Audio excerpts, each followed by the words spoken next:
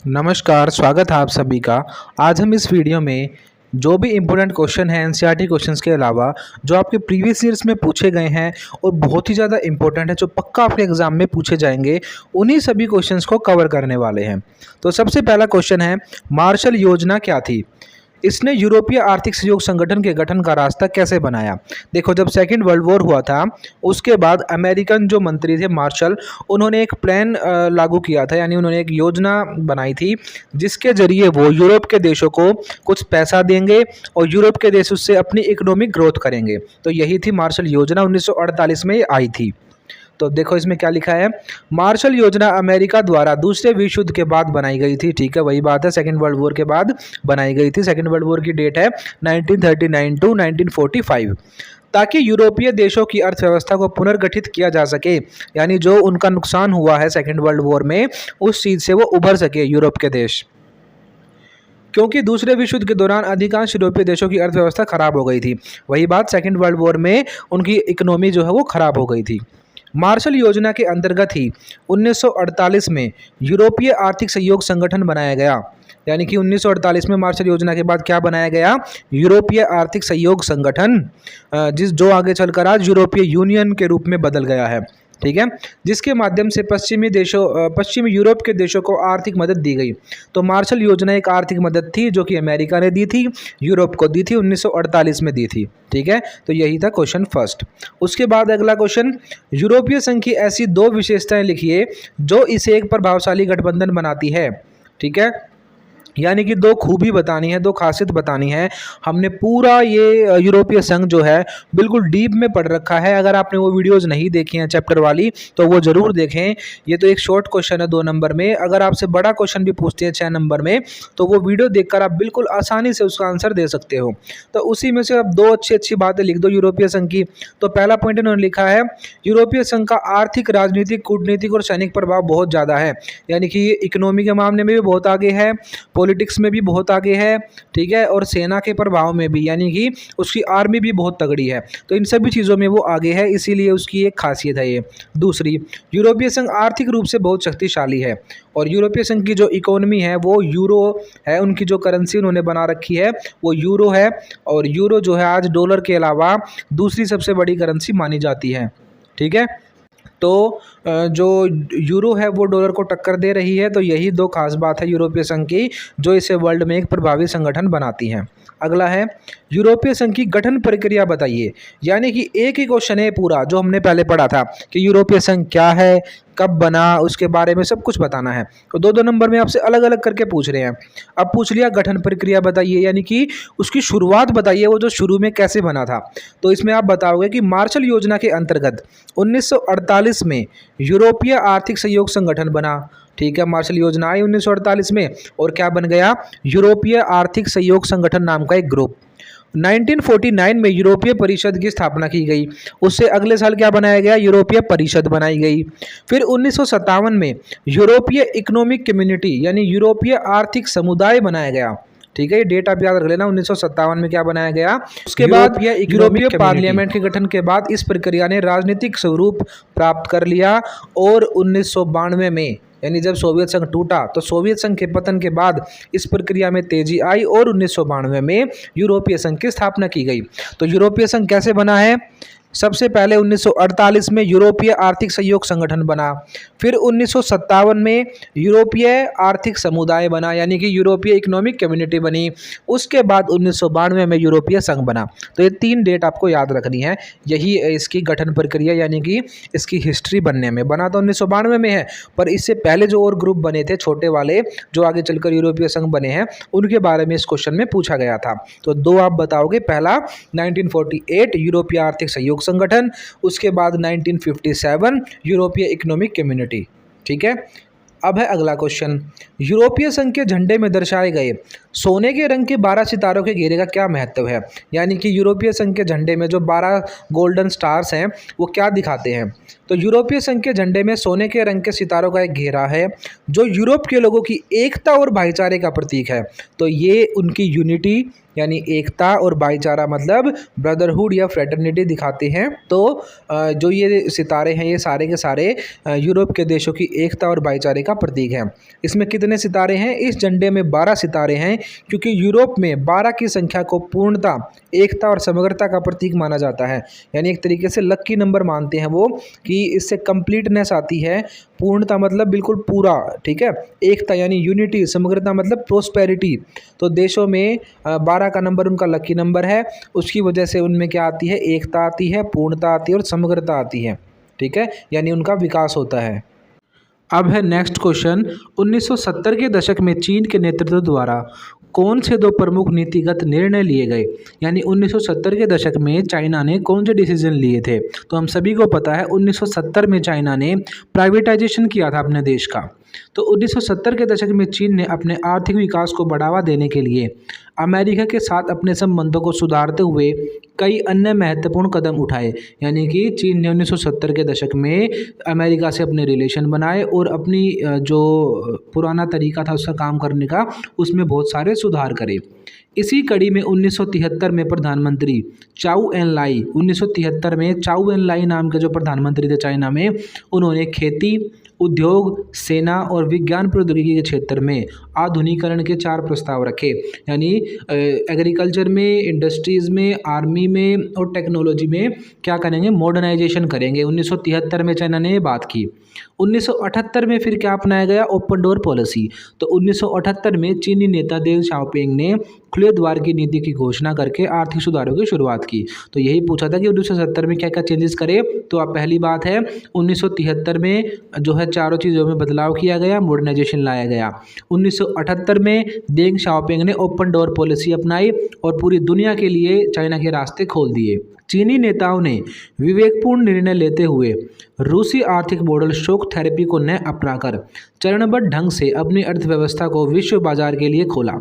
रूस में क्या हुआ था? उन्होंने भी एकदम से अपना प्राइवेटाइजेशन किया था। उसकी वजह से उनकी जो इकोनॉमी है वो संभल नहीं पाई थी और बहुत बुरे तरीके से फेल रही थी। इसीलिए रूस वाले मॉडल को बोलते हैं शॉक थेरेपी।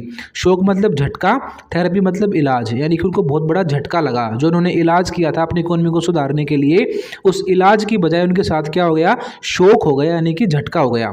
पर इसमें लिखा हुआ है कि चीनी नेताओं ने ऐसा नहीं किया। उन्होंने रूस से सीखते हुए बड़े ही प्लानिंग के साथ, बड़े ही अच्छे तरीके से, स्टेप बाय स्टेप, चरणबद्ध ढंग लिखा हुआ है यहाँ पे, इसका मतलब है स्टेप बाय स्टेप अपनी इकोनॉमी को जो है वो प्राइवेट किया।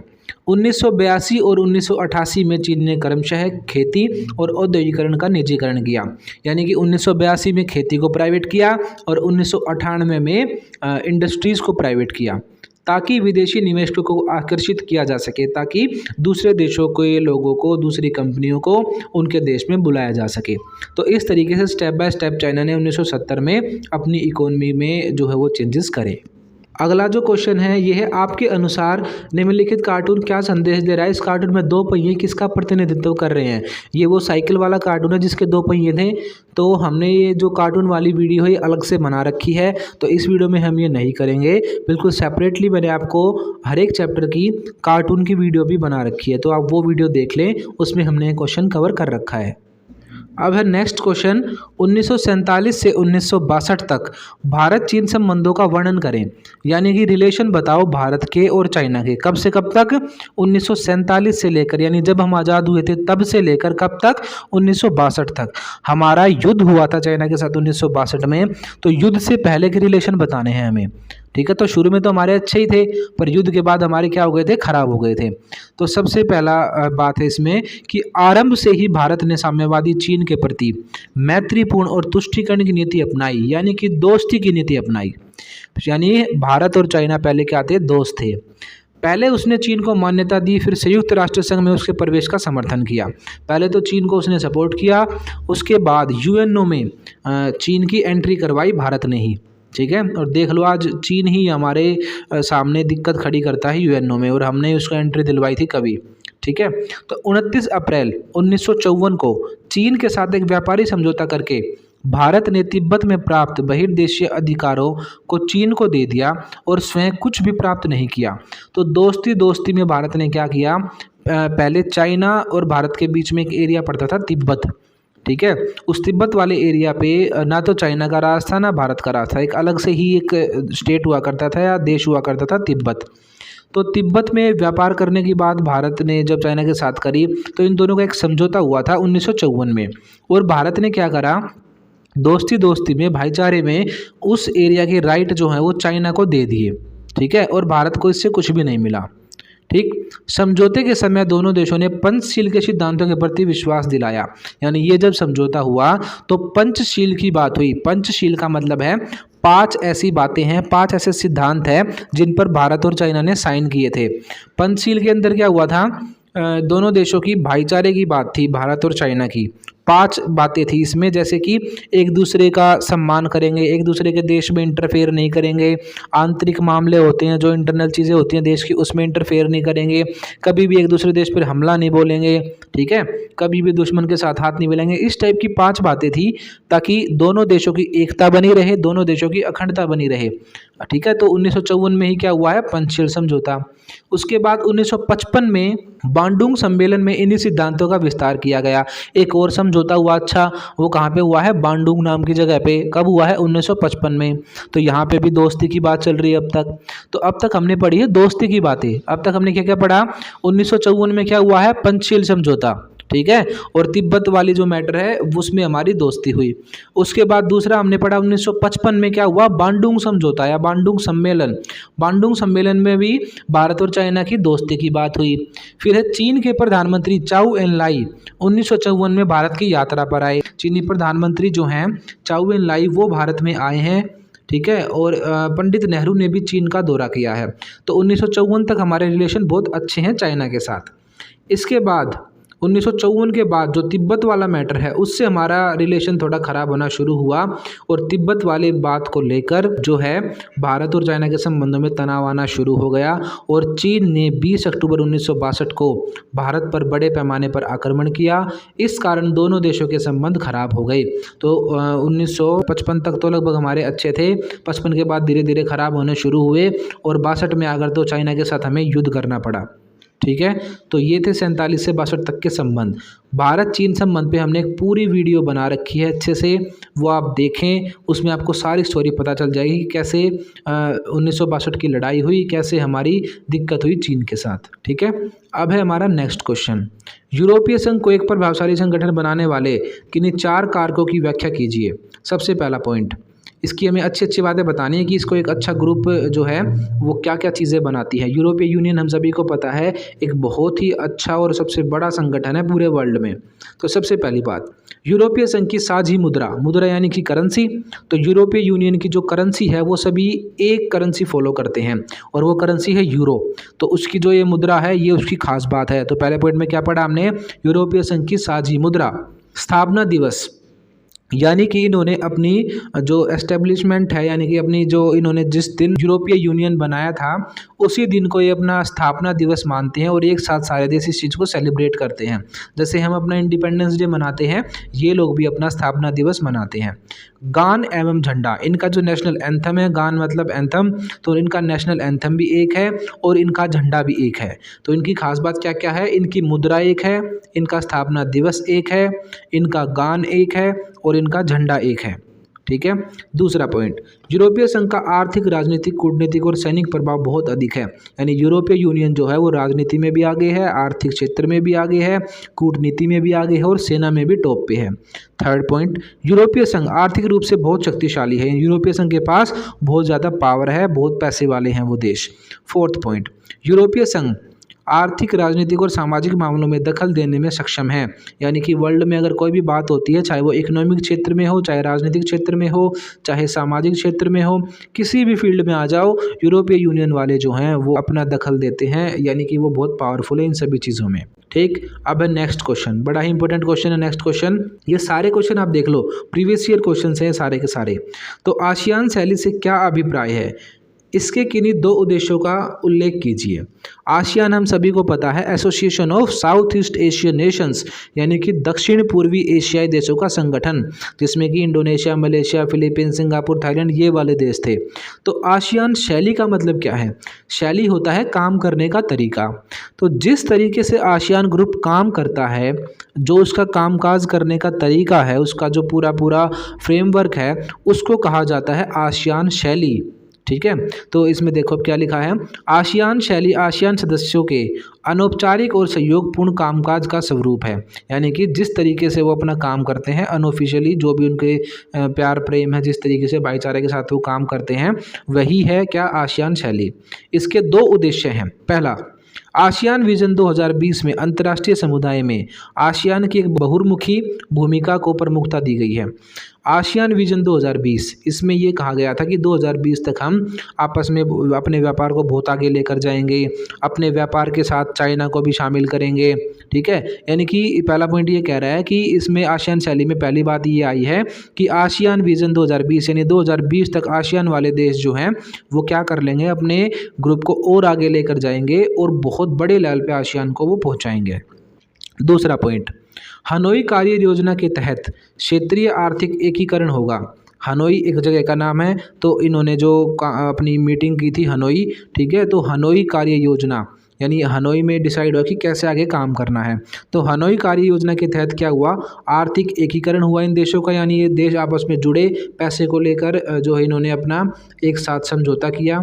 व्यापारिक उदारीकरण यानी कि आपस में बिजनेस करने में इन्होंने छूट दी, तथा वित्तीय सहयोग यानी कि पैसे का सहयोग, वित्त मतलब पैसा, सहयोग मतलब हेल्प, तो पैसे का सहयोग की वृद्धि के लिए विभिन्न उपाय निर्धारित किए, यानी कि आसियान के देशों ने आर्थिक एकीकरण किया, बिजनेस में उदारीकरण किया, उसके अलावा फाइनेंशियल हेल्प करी एक दूसरे की। ठीक है, तो ये सारी चीज़ें हनोई कार्य योजना में डिसाइड हुई कि हम आपस में मिलकर अब क्या करेंगे, काम करेंगे और एक दूसरे का सपोर्ट करेंगे। तो यही आसियान शैली है, आसियान के काम करने का तरीका।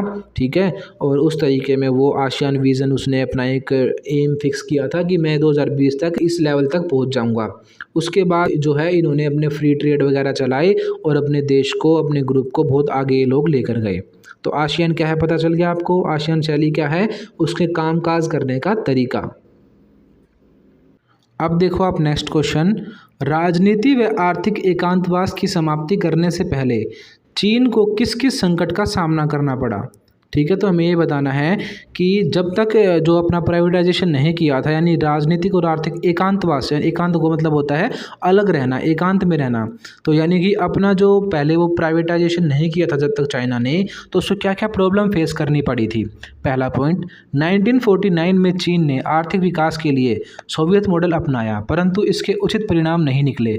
सोवियत मॉडल का मतलब है उन्होंने साम्यवादी तरीका अपनाया और दुनिया से अलग रहने की बात सोची और अपने ही देश में अपने ही तरीके से व्यापार करना चाहा, परंतु इससे उसकी जो इकोनॉमी थी वो बहुत पिछड़ने लगी। ठीक है, तो पहले पॉइंट में लिखा है 1949 में, यानी कि माओ के टाइम पे चीन जो है उसने सोवियत मॉडल अपनाया, यानी कि साम्यवादी तरीका अपनाया, पर इसके रिजल्ट अच्छे नहीं आए। दूसरी बात, सोवियत संघ की तरह चीन को राज्य नियंत्रित आर्थिक व्यवस्था के संकट का सामना करना पड़ा, यानी कि चीन को भी सोवियत संघ की तरह क्या करना पड़ा, जो एक देश की सरकार है उसके हाथ में जब सब कुछ नियंत्रण हो जाता है तो उससे आर्थिक संकट आ जाता है। ये मॉडल फॉलो किया सोवियत संघ वाला, तो इन्हें भी क्या हुआ, आर्थिक व्यवस्था का संकट देखना पड़ा, यानी कि पैसे में कमी देखनी पड़ी, अपनी इकोनॉमी जो है इनकी वो खराब हो गई बहुत ज़्यादा। तीसरा पॉइंट, चीन का औद्योगिक उत्पादन पर्याप्त तेज़ी से नहीं बढ़ रहा था, यानी कि उसकी इंडस्ट्रीज़, औद्योगिक का मतलब है इंडस्ट्रियल और उत्पादन का मतलब है प्रोडक्शन, तो जो उसका इंडस्ट्रियल प्रोडक्शन था वो तेज़ी से नहीं बढ़ रहा था। फोर्थ पॉइंट, 1949 से 1970 के दशक तक चीन का पश्चिमी देशों द्वारा राजनीतिक बहिष्कार किया गया, यानी कि जो वेस्ट की कंट्रीज़ थी वो चाइना को बिल्कुल भी सपोर्ट नहीं करती थी 1970 से पहले, क्योंकि वो एक साम्यवादी कंट्री था। ठीक है, और सभी अपोजिशन में थे वेस्ट के देश साम्यवादियों के। ठीक है, क्योंकि वो किस चीज़ को फॉलो करते हैं, कैपिटलिज्म को फॉलो करते हैं, पूंजीवाद को फॉलो करते हैं। ठीक है, तो 1949 से 1970 तक बिल्कुल भी सपोर्ट इन देशों ने नहीं किया चाइना को। तो ये सारी प्रॉब्लम चाइना को फेस करनी पड़ी 1970 से पहले, इसीलिए 1970 के दशक में चाइना ने क्या किया, अपने देश का प्राइवेटाइजेशन किया। अब देखो नेक्स्ट क्वेश्चन, बुनियादी रूप से आसियान अभी भी एक आर्थिक संगठन बना हुआ है।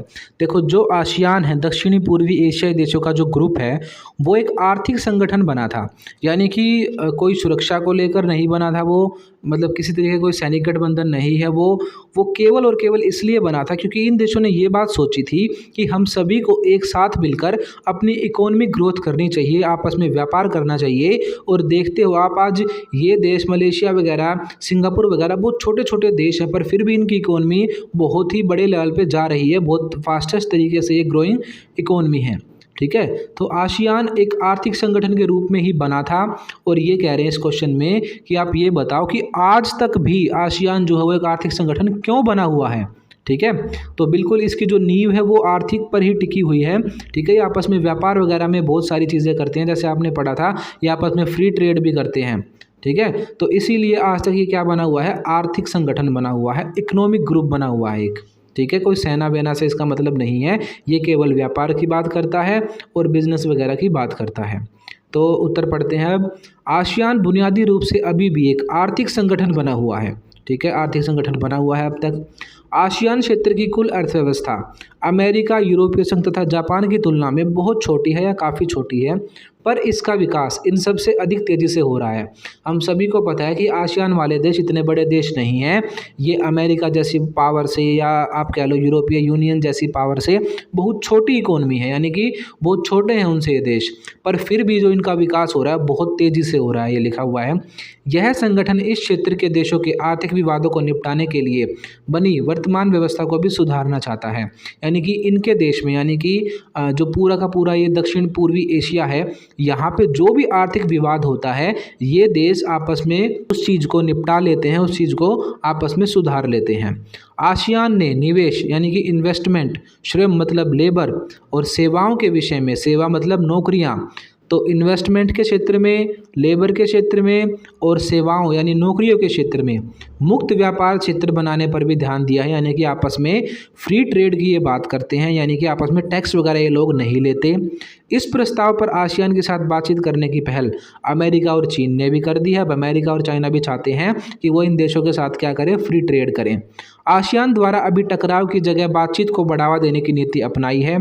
ठीक है, अब वो लड़ाई वगैरह आसियान वाले नहीं करते, वो क्या करते हैं, बातचीत के साथ अपने सारे मैटर सुलझा लेते हैं ताकि आसियान क्षेत्र में आर्थिक विकास को बढ़ावा दिया जा सके।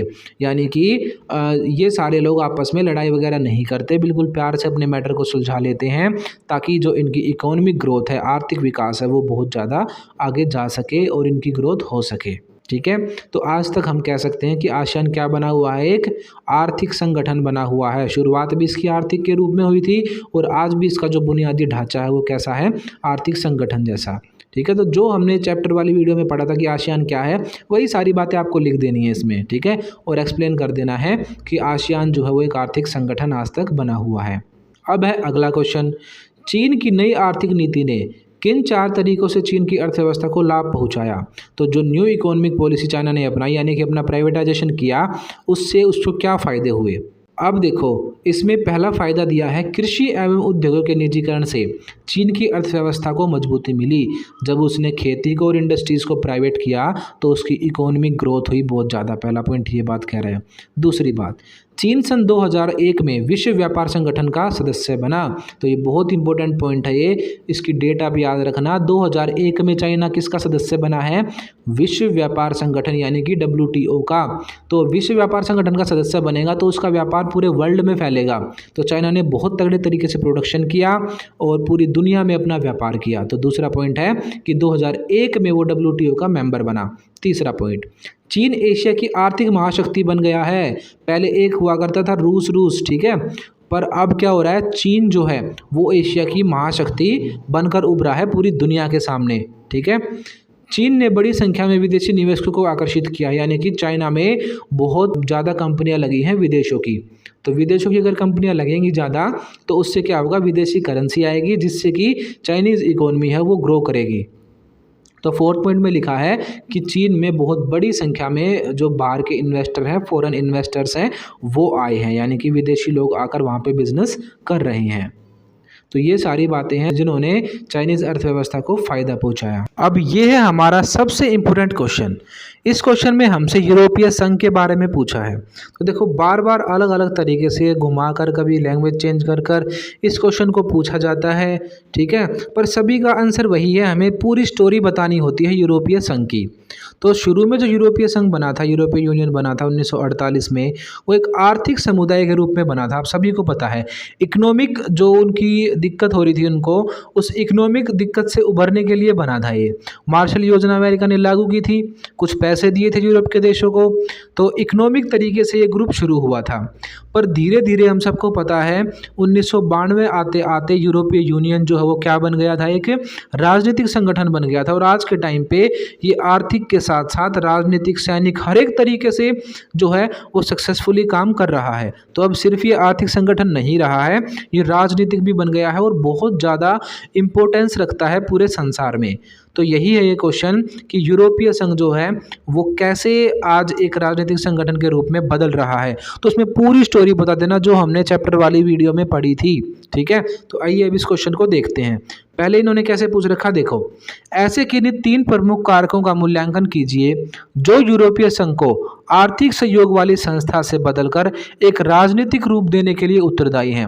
यानी पहले ये आर्थिक संस्था हुआ करती थी, अब ये क्या बन चुकी है, राजनीतिक बन चुकी है, उसके बारे में बताओ।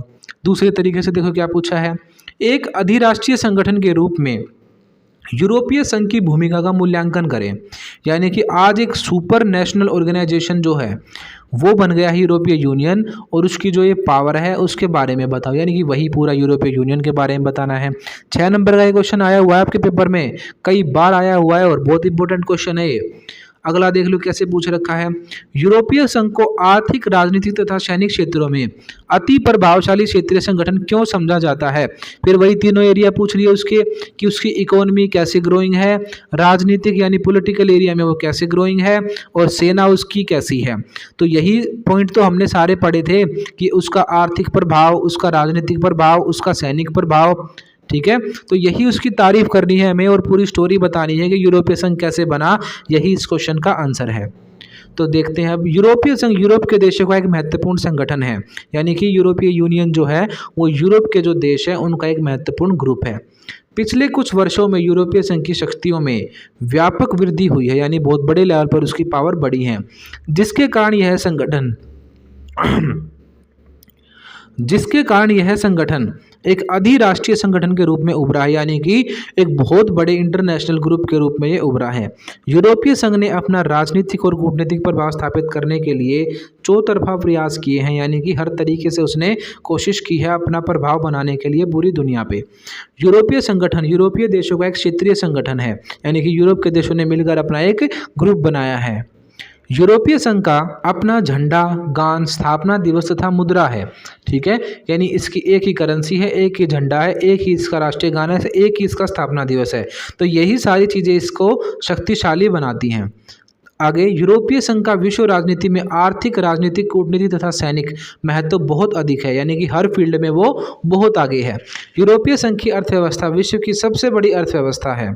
यूरोपीय संघ के पास विश्व की दूसरी सबसे बड़ी सेना है। यानी कि इकोनॉमी में बहुत आगे है और सेना में भी बहुत आगे है। ये सभी तत्व यूरोपीय संघ को एक अधिराष्ट्रीय संगठन के रूप में स्थापित करने में महत्वपूर्ण भूमिका निभाते हैं। परंतु इसके साथ साथ यूरोपीय संघ की कुछ सीमाएं थी जिनका वर्णन इस प्रकार है। तो देखो इन्होंने जो ये क्वेश्चन बताया है, मैंने जो आपको पढ़ाया था, मैंने आपको बिल्कुल पॉइंट वाइज पढ़ाया था, तो आप वैसे ही इसका आंसर लिखना। जैसे आर्थिक प्रभाव अलग लिखना, सामाजिक अलग, राजनीतिक अलग, ठीक है। तो ऐसे करके आप जैसे मैंने आपको वहाँ पे लिखवाया था वैसे आप इसका आंसर लिखना। बातें यही हैं पर हमने पॉइंट वाइज और भी अच्छे तरीके से पढ़ा था वहाँ पे, ठीक है। तो वो आंसर आप लिखना है इस क्वेश्चन के लिए। अगर आपसे यूरोपीय यूनियन पूछते हैं तो वही सारी बातें बताना, मैंने आपको जो चैप्टर वाली वीडियोस में पढ़ाई है। उसके बाद इसमें इन्होंने लिखी है सीमाएं क्या हैं, यानी कमियां क्या हैं। सबसे पहली बात, यूरोपीय संघ के अलग अलग देशों की अलग अलग विदेश नीति और रक्षा नीति है जो प्राय एक दूसरे के विरुद्ध हो जाती है। यानी कि वही बता रहे हैं कि कभी कभी क्या उनमें जो है दिक्कत भी हो जाती है। सबकी अपनी अलग अलग विदेश नीति है तो क्या हो जाता है, कई बार उनमें विरोध हो जाता है। यूरोपीय संघ के कई देशों ने अपने यहाँ यूरो मुद्रा लागू नहीं की है। एक दो देश ऐसे भी हैं जिन्होंने वहाँ पे यूरो लागू नहीं किया है। ब्रिटेन के पूर्व प्रधानमंत्री मार्गरेट थैचर ने ब्रिटेन को यूरोपीय बाजार से अलग रखा। हाँ, जो इंग्लैंड है ना, ब्रिटेन है, यानी कि ब्रिटेन ने हमेशा क्या किया है, मतलब ज़्यादा इंटरेस्ट नहीं दिखाई यूरोपीय संघ में, कई बार वो यूरोपीय संघ से अलग भी हुआ है। ठीक है। तीसरा पॉइंट, डेनमार्क और स्वीडन ने मास्ट्रिक्ट संधि का विरोध किया, यानी कि डेनमार्क और स्वीडन जो हैं वो मास्ट्रिक्ट संधि जिसके अकॉर्डिंग क्या बना था, यूरोपीय संघ बना था, उसको नहीं मानते। ठीक है। तो ये सारी प्रॉब्लम्स है, तो 3 प्रॉब्लम्स इसमें लिखी हुई है जो कि यूरोपीय यूनियन को थोड़ा सा कमज़ोर बनाती हैं। इन प्रॉब्लम्स के साथ साथ भी कोई दिक्कत वाली बात नहीं है। यूरोपीय यूनियन जो है वो बहुत ही बड़ी ऑर्गेनाइजेशन है और आज वर्ल्ड में टॉप की ऑर्गेनाइजेशन है। तो ये थे कुछ ऐसे इंपॉर्टेंट क्वेश्चंस जो कि ज़रूर आपके एग्जाम्स में पूछे जाते हैं। इनको आप ज़रूर पढ़ के जाएं और अगर आपको हमारी वीडियोस अच्छी लग रही हैं तो वीडियोस को लाइक करें और अपने सभी दोस्तों तक इन वीडियोस को शेयर करें। मैं आपके लिए सभी मैप की वीडियो भी लेके आऊँगा और आपके लिए कार्टून की वीडियो भी लेके आऊँगा और चैप्टर को तो बिल्कुल हमने डीप में पढ़ाई है, बहुत अच्छे तरीके से स्टोरी की तरह हमने पूरा चैप्टर समझा था।